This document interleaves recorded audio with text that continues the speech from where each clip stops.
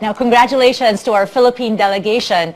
We have their head on Headline News this morning, Mr. Anthony Gabitan, President of the Philippine Robotics Team. Good morning, Anthony. Good morning, Claudine. Congratulations. Thank you. Okay, for those not familiar, what is IRO?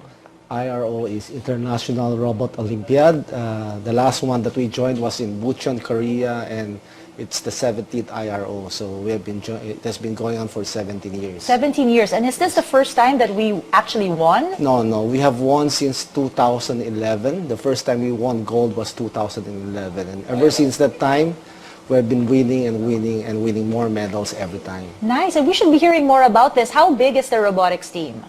Well, for this year, the robotics team was made up of 120 students, but with a big delegation of 182 composed of the coaches, parents, and school administrators. And all of them actually flew to Korea yes, for all this of them competition. flew to Korea. Yes, correct. Okay, how do we have the budget for that, actually sending them all out? Well, we do have sponsors, and Nice. we do have some supportive parents and supportive schools. Yeah. With the help of the parents and the schools, we were able to send that many people. And what I find most appealing to with this whole thing is that they're actually so young.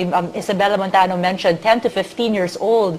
How do they come up? How do they have the tools to actually understand how to make a robot? Well, that's where the training comes in. Actually, there was even a contestant as young as 8 before that joined. Wow. So, yeah, with the support of the schools and the new curriculum used by the schools with K to 12, then I think they can be able to do it. But Anthony, what are the skills? I mean, if you're meeting a child for the first time, how do you know that they actually have the talent to do something like this? Well, what we usually do is we come up with a camp and we let everybody who are interested in robotics join the camp, after which we would choose who are the best. And then from the best, they join a local competition. And when they win the local competition, they join an international competition. So it's not that easy to join an international competition. Of You have to course. undergo local competition first. And the youngest member you have so far is how old?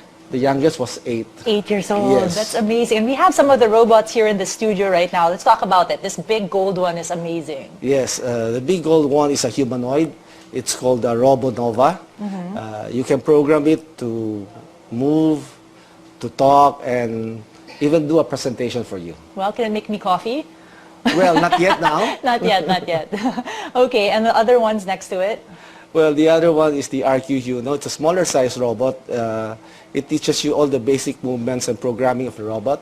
The other one is a wheeled robot, which is used for other types of games. So depending on what types of competition you're joining, you'll be using different kinds of robots. Okay, and now that we've seen these robots and we've heard about this competition that we already won, do we have other competitions that we're looking forward to? Yes, we have a lot of competitions coming on soon. This February, we'll have one in cooperation with the Department of Education. It will be held in Tagaytay.